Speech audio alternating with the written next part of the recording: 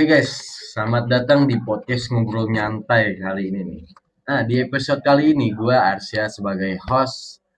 Nah, di episode ini kita punya tiga materi nih atau tiga tema. Yang pertama itu ada quarter life crisis. Yang kedua itu toxic productivity. Nah, yang ketiga ini yang paling unik nih, yaitu tentang mental health. Nah, gue udah punya dua narasumber di sini nih yang bakal ngebahas tiga materi ini nih. Itu ada Aldi sama Jahro.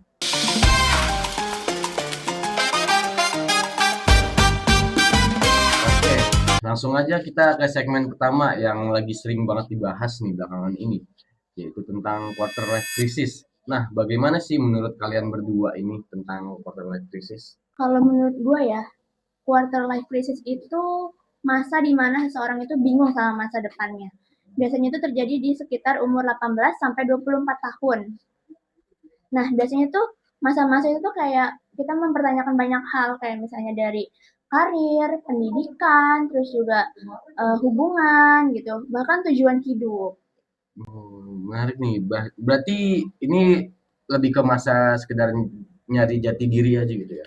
Ya benar, kayak misalnya nih, kayak kita nih mahasiswa-mahasiswa nih, kadang tuh suka bingung kan di persimpangan kayak misalnya mau lanjut kerja atau mau lanjut kuliah, bahkan kadang, atau mau lanjut passion kita di mana gitu.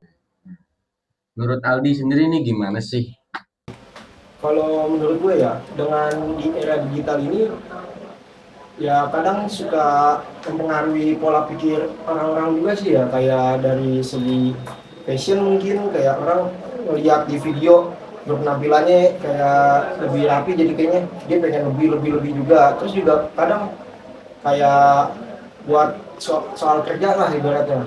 Soal kerja juga kayak gimana ya, kita ngelihat teman kita kerjanya lebih enak, udah ada jabatan, jadi kita ngerasa iri juga gitu, kok kita masih ada di posisi ini, kita nggak berkembang juga gitu.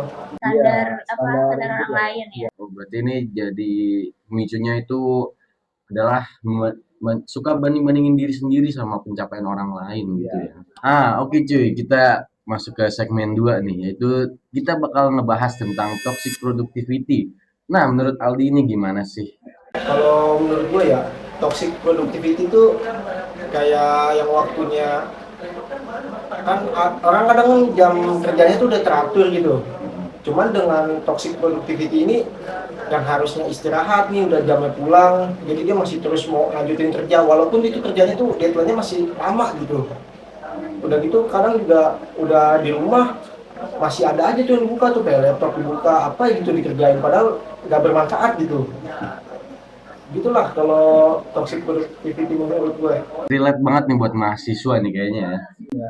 Ya, apalagi kan kita sering ya, ngeliat standar sukses nih di media sosial, jadi tuh kadang merasa, sibuk itu tuh keren gitu, kadang juga kita mikir sukses itu harus sibuk, padahal kan harusnya nggak juga kan, nggak juga kan, harus ada istirahat juga nih, harus balance nih istirahat sama, pekerjaan dan lain-lain juga gitu.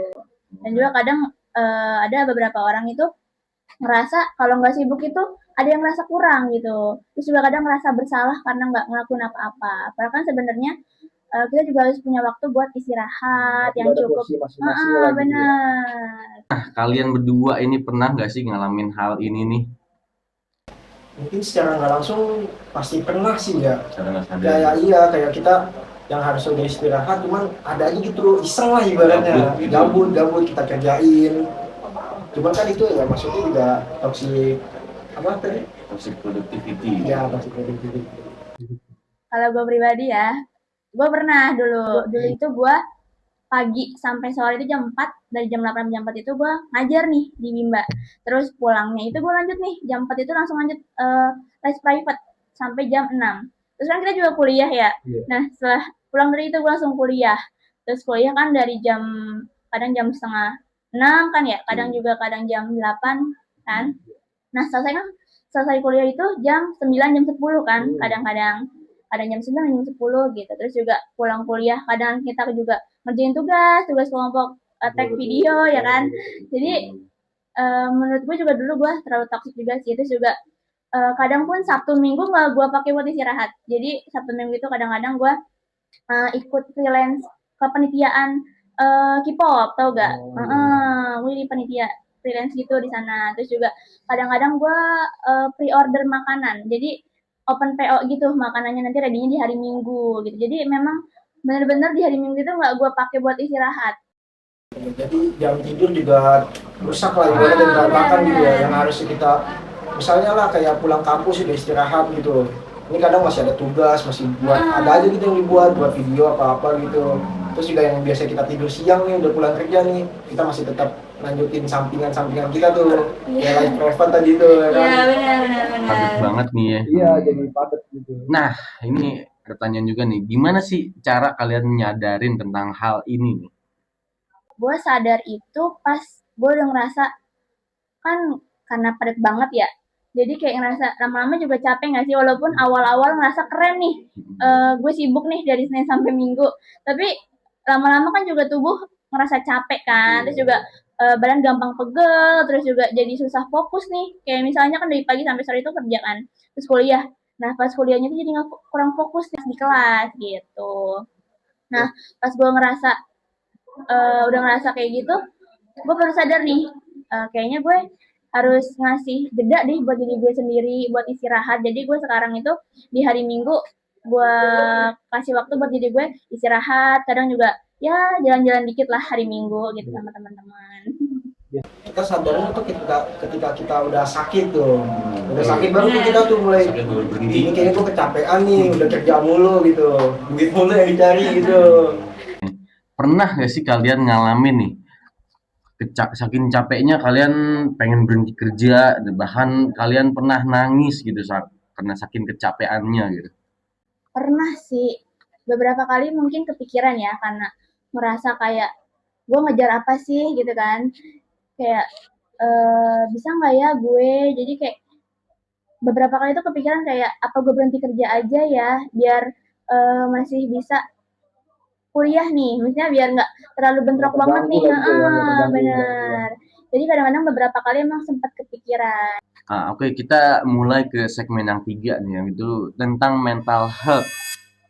Kalau seseorang ngalamin quarter life crisis dan toxic productivity secara bersamaan, nah dampaknya itu bagi mereka apa sih? Dampaknya sih cukup serius ya, kadang bisa bikin orang stres berlebihan, bisa bikin overthinking juga, atau mungkin kecemasan, dan kadang juga suka bikin ini apa namanya, burnout. Nah, burnout itu apa sih menurut kalian? Burnout itu kelelahan fisik, mental, dan emosional. Biasanya seseorang ngerasa nggak bersemangat, terus juga susah fokus, kehilangan minat sama kegiatan-kegiatan yang sering dilakuin, bahkan sama kegiatan-kegiatan yang dulunya tuh disenangin.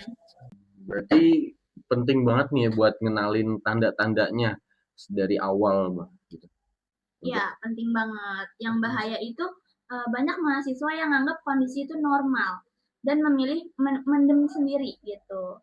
Padahal kan kalau misalnya terus-menerus dibiarin kan bisa mengaruhi prestasi mereka di kampus. Kita masuk ke segmen 4 nih, cuy, yaitu tentang menjaga mental health. Nah, masuk ke bagian penting ini. Apa yang bisa dilakukan dari mahasiswa buat jaga kesehatan mental di tengah tekanan hal ini nih? Pertama, kita berhenti ngebandingin diri sendiri sih, yang pasti. Penting banget sih itu. Kayak misalnya nggak gampang terdistract sama perjalanan hidup seseorang nih. Kayak misalnya kadang kita melihat orang lain sukses dikit, kita Kayak banding-bandingin diri sendiri dengan langsung orang lain insecure gitu ya. kita, Iya. langsung ngerasa kayak gue belum ada udah apa-apa nih gitu kan kadang. Oke, kalau gue sih buat ngejaga mental health tuh lebih ke main sih ya. Karena kalau main tuh kita suka lupa tuh apa Iya, aja tuh betul. ya. Kayak masalah-masalah kita tuh kadang suka lupa tuh. Jadi ya udah paling main doang, kayak main game mungkin atau main keluar sama teman-teman gitu. Kalau gue juga gitu tuh, kadang kalau lagi stres banget di berantakan nih. Gitu ya. Kadang temen gue ngajakin nongkrong, kita mabar PUBG, kayak wah seneng banget gitu. Iya, udah gitu doang juga udah seneng gitu ya.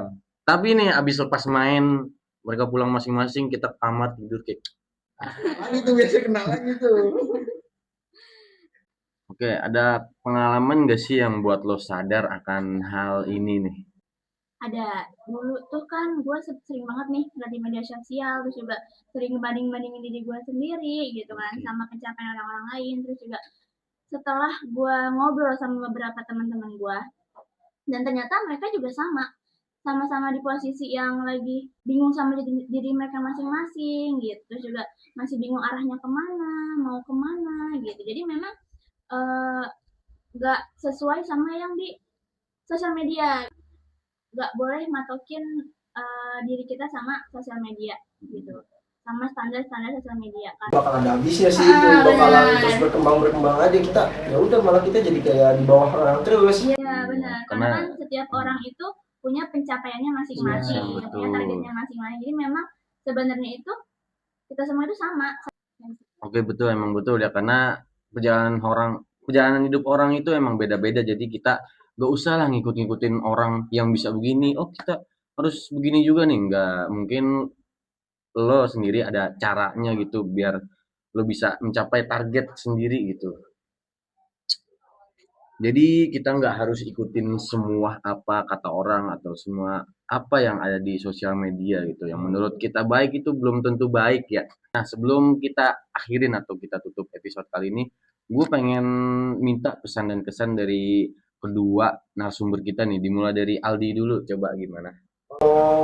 Buat sih ya, buat pesan-pesan buat kalian semua deh ya, yang lagi kerja sambil kuliah atau ada aktivitas kesibukan lainnya tuh dikurang-kurangin lah.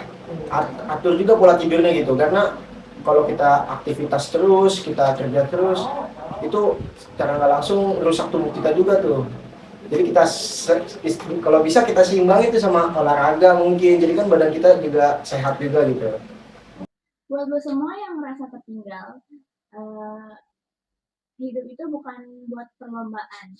Jadi nggak apa-apa berjalan lambat, tapi kita pasti nanti bakal nyampe nih. Oke guys, gak kerasa kita udah di penghujung acara episode ini nih.